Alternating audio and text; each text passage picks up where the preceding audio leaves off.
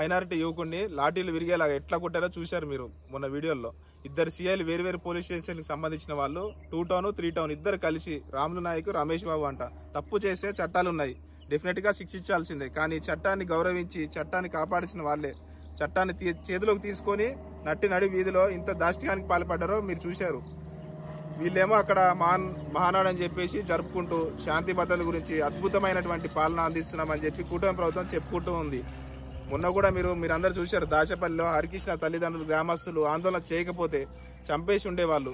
మీరు కొట్టే దెబ్బలకి అతను చనిపోయి ఉంటే ఏం చేసేవాళ్ళు? న్యాయస్థానంలో పొందుపరిచి న్యాయస్థానం వేసిన శిక్ష వాళ్ళు చేయాలి. కానీ ఇదెక్కడ రాజ్యాంగం? రెడ్ బుక్ రాజ్యాంగమా? నారా లోకేష్ గారు చెప్పాలి, ఇలా రాయమని చెప్పారా మీరు?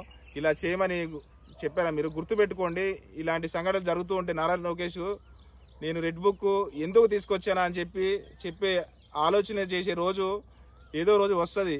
ఏడ్చే రోజు కూడా ఒకటి వస్తుంది. ప్రజల తరపున మేము మాట్లాడుతున్నాము. ఇదే ఒక టీడీపీ కార్యకర్త జరిగినా కూడా, జనసేన కార్యకర్త జరిగినా కూడా ఇలాగే మాట్లాడతాం. మా వైసీపీ హయాంలో జరిగినా కూడా ఇలాగే మాట్లాడతాం. రండి చెప్పండి ఖచ్చితంగా ఆ సిచ్యువేషన్ లో ఏం జరిగింది, ఇలా తీసుకున్నారు, ఇలా ఈ డెసిషన్ తీసుకున్నారు, ఏమైనా తప్పు జరిగితే చెప్పండి.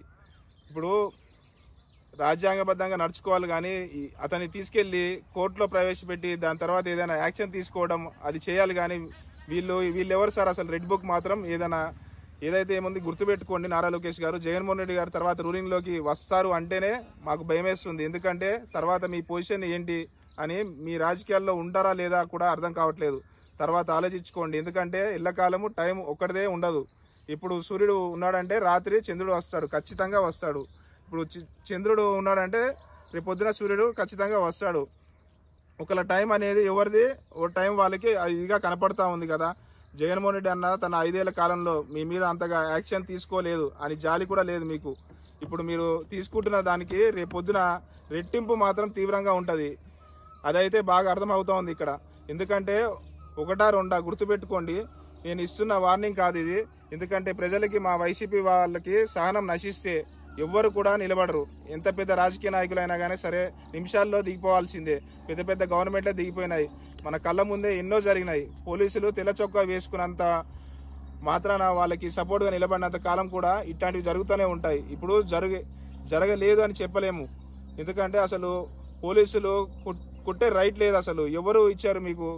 ఇప్పుడు కేసు ప్రూఫ్ అయినంత కాలము, న్యాయస్థానము మీకు చెప్పినంత కాలము మీకు చేసుకునే అధికారం లేదు. ఎవరు ఇచ్చారు మీకు అధికారం? వైసీపీ కార్యకర్తలను, సోషల్ మీడియాకు సంబంధించిన వాళ్ళని చిత్రహింసలు చేస్తున్నారు. ఓపిక నశించి అదే చిత్రహింసలకు గురైన వాళ్ళు తిరగబడి పోలీసులు కూడా కొడితే మీ పరిస్థితి ఏంటి అనేది ఒకసారి ఆలోచన చేసుకోండి. మీకు కాకి యూనిఫామ్ ఉందని చెప్పేసి అహంకారమా?